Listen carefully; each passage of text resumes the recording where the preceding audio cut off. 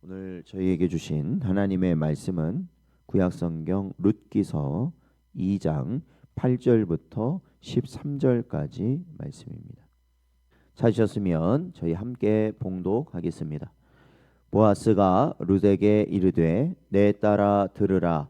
이삭을 주우러 다른 밭으로 가지 말며 여기서 떠나지 말고 나의 소녀들과 함께 있으라. 그들이 베는 밭을 보고 그들을 따르라. 내가 그 소년들에게 명령하여 너를 건드리지 말라 하였느니라. 목이 마르거든 그릇에 가서 소년들이 길어온 것을 마실지니라 하는지라.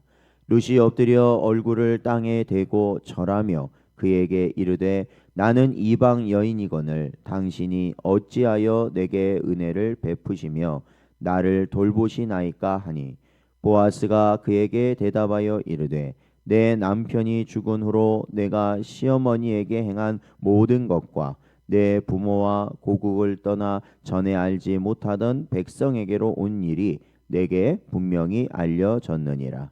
여호와께서 내가 행한 일에 보답하시기를 원하며 이스라엘의 하나님 여호와께서 그의 날개 아래에 보호를 받으러 온 내게 온전한 상 주시기를 원하노라 하는지라. 룻이 이르되 내 주여 내가 당신께 은혜 입기를 원하나이다. 나는 당신의 하녀 중에 하나와도 같지 못하오나 당신이 이 하녀를 위로하시고 마음을 기쁘게 하는 말씀을 하셨나이다 하니라. 아멘. 기도하겠습니다. 하나님, 지난밤도 하나님의 은혜 가운데 저희를 붙드시고 오늘도 하나님께서 회개할 수 있고 주의 사명 감당할 수 있도록 복된 하루 허락하여 주시며 또한 말씀으로 시작할 수 있는 은혜 주신 것 감사드립니다. 저희의 심령이 날마다 새로워지며 하나님의 나라를 향하여 나아가는 복된 심령 되게 하시고, 바라기는 이 땅의 육신의 것에 치우친 저희들이 날마다 땅의 것을 내려놓고 하늘의 것을 소망하는 복된 저희들 되도록 인도하여 주옵소서. 간절히 바라오며 예수님의 이름으로 기도하옵나이다. 아멘.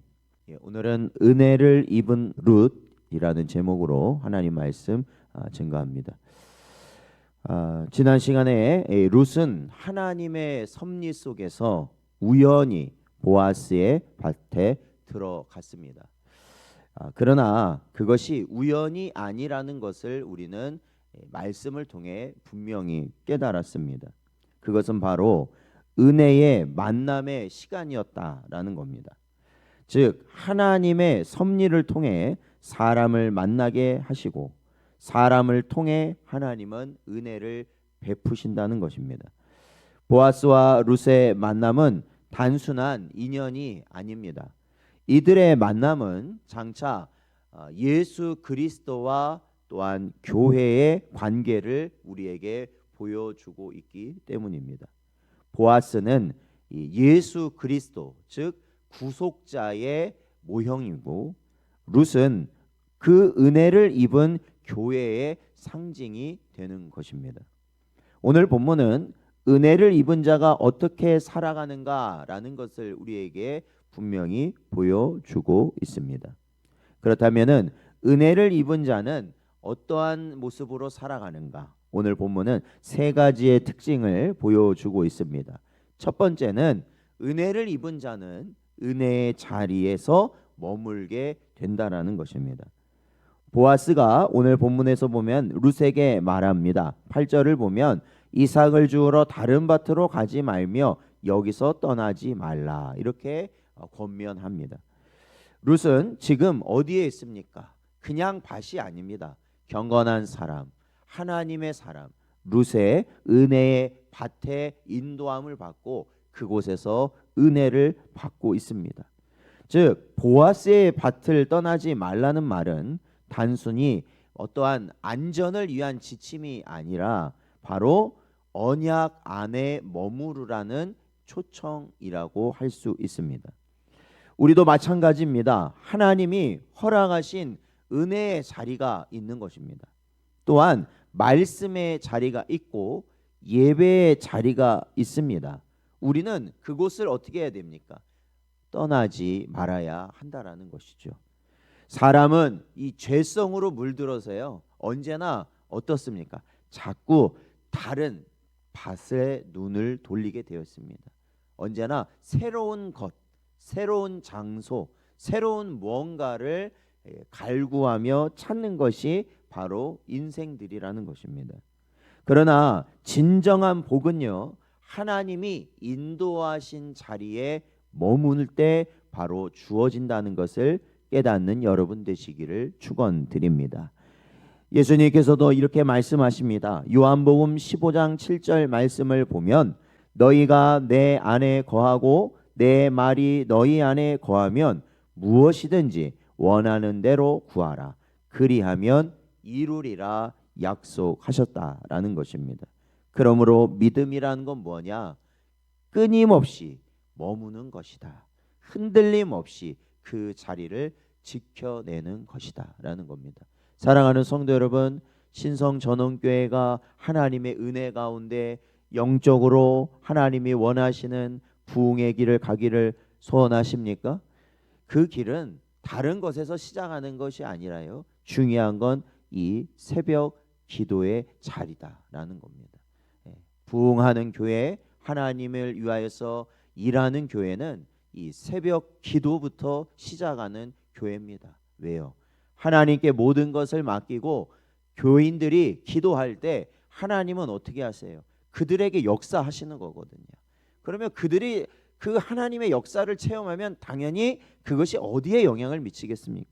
그것은 바로 교회에 하나님의 손길이 임하게 된다는 것을 우리 모두가 인정하게 되고 그러한 역사가 일어나는 교회가 부흥하는 교회가 되는 줄로 믿습니다. 그래서 우리 새벽 기도에 우리가 기도하는 또한 저희들은 그러한 사명을 맡은 자다. 그리고 더욱더 우리 교회가 이 기도에 우리 성도들이 힘쓸 수 있도록 그러한 은혜를 또한 주시기를 기도하는 여러분 되시기를 축원드립니다. 그래서요 그 자리에 머물면 머물수록 어떻게 되겠어요? 하나님이 은혜를 주시겠다고 한 그 자리에 은혜 받을 사람이 머물면 머물수록 하나님의 은혜가 깊어지게 된다라는 것입니다.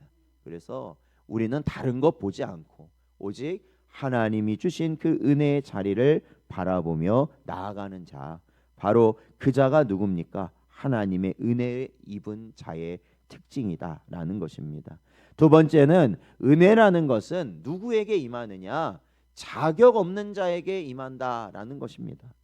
룻은 보아스가 이토록 처음 보았거든요. 사실 오늘 본문 보면 보아스를 처음 만난 거고요. 그리고 신분의 차이에 있어서도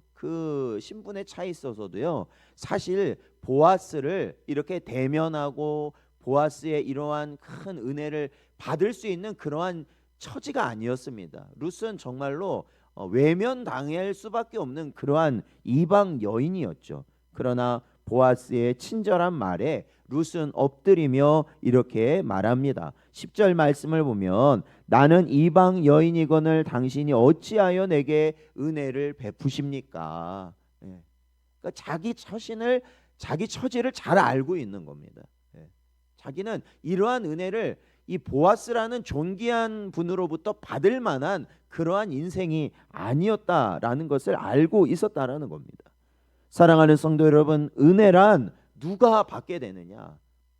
받을 자격 없는 자가 받게 되는 것이에요. 자신이 의인이라고 주장하는 자는 하나님의 은혜를 받을 수가 없습니다. 예수님의 피 묻은 그 손길에 붙들릴 수가 없다라는 것입니다. 그러나 누가 그 은혜를 받겠습니까? 제가 죄인입니다. 내가 세리이고 내가 과부이고 내가 창기입니다. 주님 앞에 엎드리며 울부짖는 바로 그 자가 하나님의 은혜를 받는 것이에요. 우리가 구원받는 것도 전적으로 그래서 뭐라고 말합니까? 하나님의 은혜인 줄로 믿습니다. 에베소서 2장 8절 말씀을 보면 너희는 그 은혜에 의하여 믿음으로 말미암아 구원을 받았으니 이것은 너희에게서 난 것이 아니요 하나님의 선물이라 말씀하고 있습니다. 보아스의 호의는 하나님의 은혜를 상징하는 것입니다. 그는 룻의 연약함을 보고 그 여인에게 보호와 쉼을 허락하는 것을 오늘 본문 말씀에서 우리는 볼 수 있습니다. 이것은 마치 주님께서 우리를 불쌍히 여겨서 내게 오라, 내가 너희를 쉬게 하리라 하신 초청과 같은 것이죠. 그래서 여러분, 은혜는 절대로 자격을 따지는 게 아닙니다. 하나님은, 주님은 우리의 자격을 논하지 않으셨어요. 그런데도 우리는 누군가를 향해 아직도 자격을 논하고 있지는 않는지 항상 살펴야 하는 것이죠. 하나님은 우리의 능력을 보시지 않았습니다. 오직 믿음으로 엎드린 중심을 보셨다라는 것입니다. 룻이 보아스에게 절하는 모습은 무엇을 의미할까요? 그것은 바로 겸손한 믿음의 표현을 보여주는 것이죠. 그러기에 오늘도 이 시간 은혜 입은 자로서 주님 앞에 온전히 엎드려 절하며 나아갈 수 있는 복된 여러분의 중심이 되시기를 축원드립니다. 또한 은혜 입은 자의 특징, 은혜는 하나님으로부터 오는 상급이다라는 것을 깨닫는 것입니다. 보아스는 룻의 믿음을 칭찬하였습니다. 12절 보니까 이스라엘의 하나님 여호와께서 그의 날개 아래 보호받으러 온 내게 온전한 상 주시기를 원하노라 라고 말하고 있어요. 그러니까 우리가 룻이 시어머니 나오미를 따르기로 결단했던 그 장면을 보았잖아요. 그거는 단지 시어머니니까, 그러니까 내가 그냥 모셔야 되는 분이고 그냥 인간적인 마음에 불쌍해 보이니까 따라온 게 아니라는 것입니다. 가장 중요한 것은 어머니의 하나님이 이제는 나의 하나님이 되었고, 어머니의 백성이 이제 내 백성, 나와 함께하는 백성이 되었다라는 거예요. 그러니까 신앙으로 그녀가 따라온 거 아니겠습니까? 그래서 자신의 본토 친척 고향을 다 버렸습니다. 그리고 멸시천대를 받을 것도 알았습니다. 그러나 그곳이 하나님이 주신 은혜의 자리고 거기가 구원의 자리임을 알았기 때문에 룻은 사실 이 길을 온 거거든요. 그거를 누가 알아본 겁니까? 보아스가 알아본 거예요. 보아스가 알아본 겁니다. 이 날개 아래 보호받는다는 표현은 하나님의 언약적 보호를 의미하는 표현입니다. 시편 91편 4절을 보면 그가 너를 그의 깃으로 덮으시리니 내가 그의 날개 아래 피하리로다. 그의 진실함은 방패와 손방패가 되시나니 라고 기록하고 있습니다. 여러분, 보아스는 룻이 인간적으로 어려운 처지에 있음에도 불구하고 하나님의 품 안에 피신한 것, 그것이 믿음 있는 자라는 것을 바로 이 자리에서 보아스는 깨닫고 바로 룻에게 말한 거예요. 넌 정말 믿음 있는 자구나. 하나님은 그 믿음을 기억하시고 은혜의 상으로 갚으시는 분인 줄로 믿습니다. 웨스트민스터 소율의 문답 제36문은 이렇게 말합니다. 의롭다 하심을 받은 자에게 하나님은 이 세상에서 은혜로우시며 죽을 때에는 영광으로 인도하시고 영원히 그들과 함께 하신다라고 말합니다. 여러분, 은혜는 믿음으로 시작되어 결국 하나님이 주시는 상급으로 이어진다라는 것을 깨닫는 여러분 되시기 바랍니다. 그리고 그 상급이란 건 뭘까요? 이 땅에서 우리가 누릴 수 있는 최고의 것, 사실은 하나님이 우리에게 주신 가장 큰 상급은 바로 하나님 자신을 우리에게 허락하셨다라는 것입니다. 하나님이 우리의 기업이 되셨다라는 것이죠. 사랑하는 성도 여러분, 룻은 이방 여인이었습니다. 하등에 누구에게도 인정받을 수 없는 멸시와 천대를 받을 수밖에 없는 그러한 처지였습니다. 그러나 그 룻에게는 분명한 길이 있었습니다. 그것은 하나님의 날개 아래로 들어온 자였다라는 겁니다. 그녀는 머물렀고 엎드렸고 기다렸습니다. 그 믿음의 여정 속에 하나님의 은혜가 흘러들었습니다. 오늘도 하나님은 우리를 하나님의 날개 아래로 부르고 계십니다. 마태복음 23장 37절 말씀을 보면 예루살렘아 예루살렘아 선지자들을 죽이고 내게 파송된 자들을 돌로 치는 자여 암탉이 그 새끼를 날개 아래에 모음같이 내가 내 자녀를 모으려 한 일이 몇 번이더냐. 그러나 너희가 원하지 아니하였도다. 주님은 말씀하십니다. 배반하고 하나님의 뜻을 거스르는 우리를 지금도 기다리시는 거죠. 어디로 오라고요? 날개 아래로 들어오라는 것입니다. 우리가 그 품 안에 거할 때 세상에 폭풍이 와도 우리는 안전할 줄로 믿습니다.